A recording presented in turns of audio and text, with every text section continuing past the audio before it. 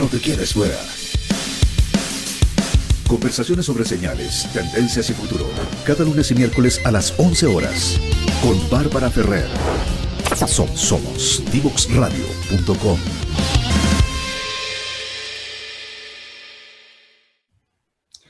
Seguimos en Terremotos, Volcanes y otros monstruos por Divox Radio, y hoy día hemos estado hablando acerca de la falla Liquiñovsky, tremenda presencia de la Liquiñovsky en el sur. O sea, sin ella no pasa nada. Ella es la que manda en el sur de Chile, al menos a la altura del arco volcánico. La Liquiñovsky manda todo. Tenemos preguntas de las personas que nos vamos a hacer cargo hoy día, y hay dos muy interesantes que son largas de responder, así que nos vamos a centrar en ellas. Vamos con la primera, que tiene que ver con Chiloé. Entonces, Gabriel Belaunde nos pregunta: en caso de haber un tsunami en Chiloé, si existe un plan de emergencia o manejo de los pueblitos costeros esparcidos por el archipiélago. Y si no, ¿cuándo tratarían de hacerlo y qué profesionales los hacen? Tremenda pregunta. Hasta donde yo sé, manejos de planes de emergencia existen en algunos lugares, no en todos. Creo que no estoy seguro si en Chile tienen realmente un plan de emergencia. Eso porque muchas municipalidades lo tienen establecido y no siempre está tan fácil de llegar la información acerca de si tienen ese plan o no lo tienen. Me parece que no, pero podría equivocarme. De todas formas, el tema está en que en el caso de Chiloé, como tienes un archipiélago al final del día y tienes tsunamis que pueden darse en esa zona y se han dado en esa zona, la logística de cada uno es súper distinta. O sea, tienes que ir arrancando a lugares distintos que dependen de dónde estás parado, obviamente, y requiere muchísima participación ciudadana. O sea, aunque exista uno ahora, estoy absolutamente seguro de que se necesita mejorar con la participación de las personas, y eso es algo que no se ha hecho mucho en este último tiempo. Como que la idea siempre de los planes de emergencia tiene que ver con la construcción con la comunidad, para que no es que la comunidad un día reciba el plan de emergencia y diga: ya, tenemos que ir para allá, tenemos que hacer esto, sino que en realidad sea una construcción en conjunto para ver cuáles son las cosas que son relevantes para la comunidad y cuáles son los pasos para poder mitigar el impacto en ese tipo de actividades, que no solamente dónde voy a huir, sino que también tiene que ver con dónde voy a llegar, qué es lo que voy a hacer, cuánto tiempo voy a estar en un lugar, dónde van a estar esos albergues en algún espacio, qué vamos a hacer si es que ocurre un escenario, si es que pasa el otro. Ese tipo de preguntas hay que hacérselas con la comunidad y no tanto como desde arriba, en definitiva. Tiene que construirse lo más desde abajo hacia arriba posible, creo yo. Pero eso nos lleva inevitablemente a la siguiente parte de la pregunta, que es: ¿qué profesionales deberían hacerlo? Y yo creo que ahí es súper importante tener claro de que, aunque uno piense en un profesional ligado a las ciencias de la Tierra de repente, como por defecto, hay que entender de que la construcción de estas cosas tiene que ser multidisciplinaria. Tiene que serlo. O tú puedes tener un geólogo, y por ley los geólogos son las personas que deberían estar más ligados a eso. O sea, la gente que trabaja en ciencias de la Tierra, una ciencia afín a la geología. Los geógrafos también pueden trabajar en eso, porque tienes que hacer planificación territorial, tienes que pensar en, de nuevo, las preguntas de qué vas a hacer, cómo lo vas a hacer y todo lo demás. Y ahí tú necesitas, aunque tú pienses en el geólogo, no sacas nada con tener un plan si es que las personas no lo entienden, o si las personas no se hacen parte de él. No funcionaría. Por lo tanto, la idea hacia el futuro, creo yo, tiene que ver con apuntar a que trabajen geólogos ahí, o geocientistas, puede ser un geofísico, etcétera, la gente que esté ligada al tema. Gente más ligada a la geografía también, y que también estos estén colaborando con la gente de la municipalidad y con la gente de la comunidad para ir preguntando exactamente qué es lo que se necesita hacer, cuáles son los puntos de interés de la comunidad, y que el plan esté en función de eso. Eso inevitablemente te va a llevar a preguntarle a ingenieros, te va a llevar a preguntarle a antropólogos a los sociólogos, cómo entendemos el fenómeno que va a pasar en la comunidad, cómo lidiamos con el shock, por ejemplo. Todas esas cosas son importantes. Entonces, la construcción de un plan de emergencia, en lo ideal, es algo que tiene que ir más allá de solamente la respuesta en los primeros minutos. Tiene que ser algo bastante más integral, y que implica de que necesitas llevar a gente de muchos lados distintos para poder hacer algo en conjunto, por más de que lo pueda liderar alguien que entiende la amenaza. Y quien entiende la amenaza puede ser un geólogo, por ejemplo, puede ser un geofísico, puede ser un geógrafo. Pero más allá tienes que llevar otro grupo de gente para que esto cuaje. ¿Cuánto tiempo tomaría? Sí, eso toma tiempo. Hacer un estudio así puede tomarte unos 2 años fácilmente, porque tienes que tener muchas conversaciones. Y por eso es tan importante en estos casos trabajar mucho mientras no tiembla. Suena súper obvio, pero tienes que trabajar mientras no tiembla. O sea, cuando ya ocurrió un gran terremoto y hay elecciones aprendidas, de inmediato se tiene que trabajar con toda esa comunidad para, para poner las bases de lo que va a pasar más adelante.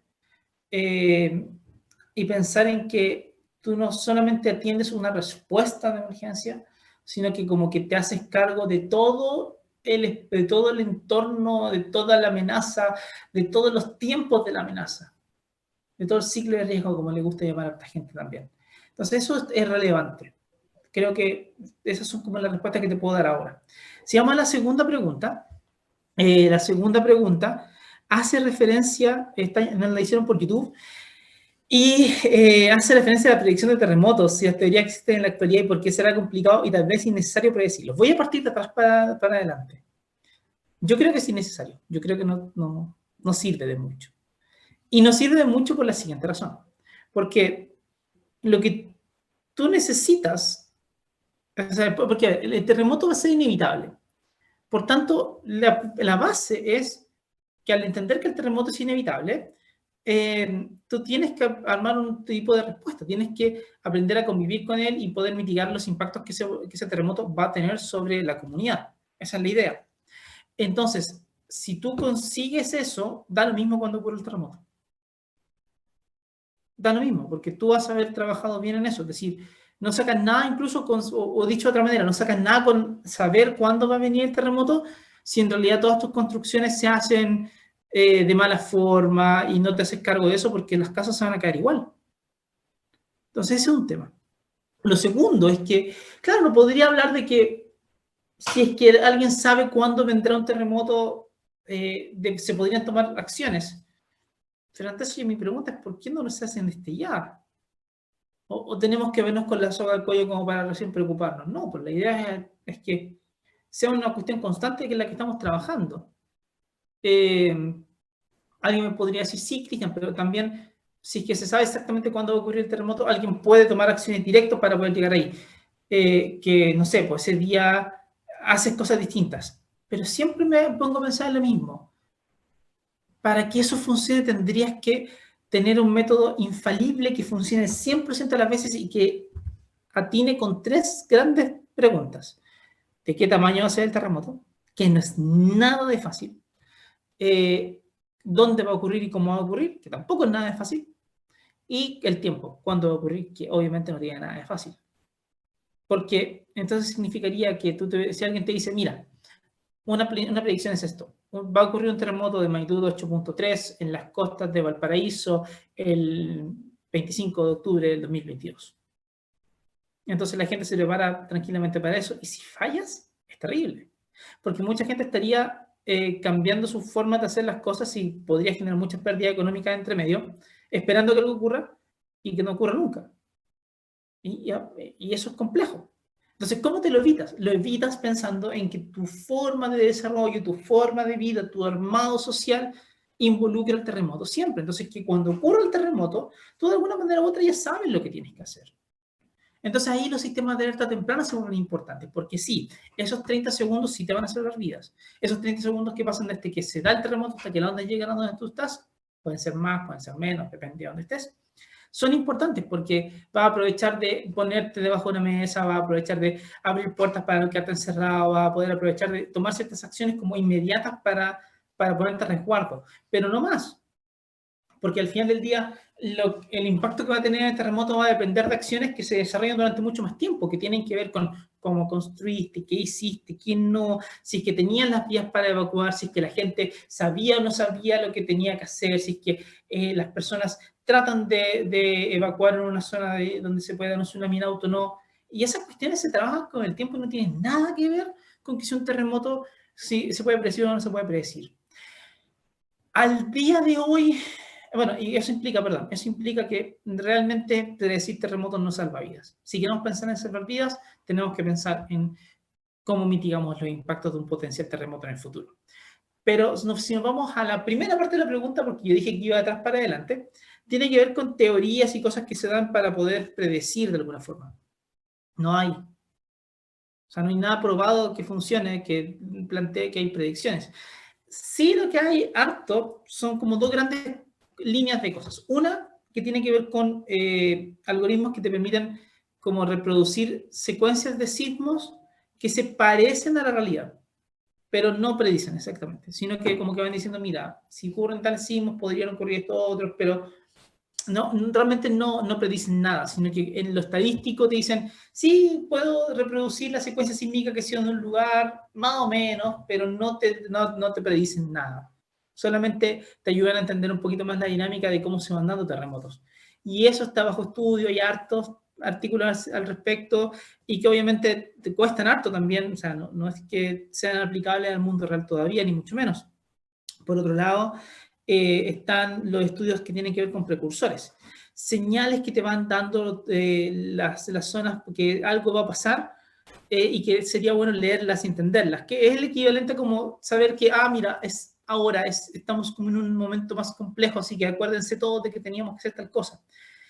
Y eso puede ser muy interesante. Por ejemplo, el terremoto del 60 tuvo precursores sísmicos, hubo un terremoto de magnitud 8 el día anterior, cerca de Concepción, y después al día siguiente comenzó el terremoto, y hubo varios sismos que se fueron dando en la noche del 21 de mayo hasta el 22 de mayo, y que luego entonces terminaron generando el megaterremoto de 1960 en el sur.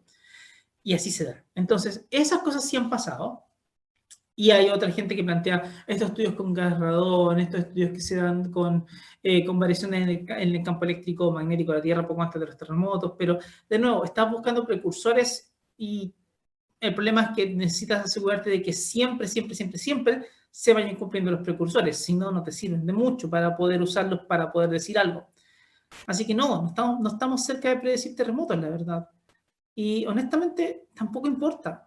No es como que el santo grial de la sismología sea predecir terremotos, no, la idea es entender cómo se generan, entender cuáles son los escenarios de amenaza de los terremotos y luego hacer manejo del riesgo, gestión del riesgo respecto a los terremotos, porque eso es lo que nos va a ayudar a salvar vidas, entender cómo nosotros estamos parados frente a estos fenómenos naturales.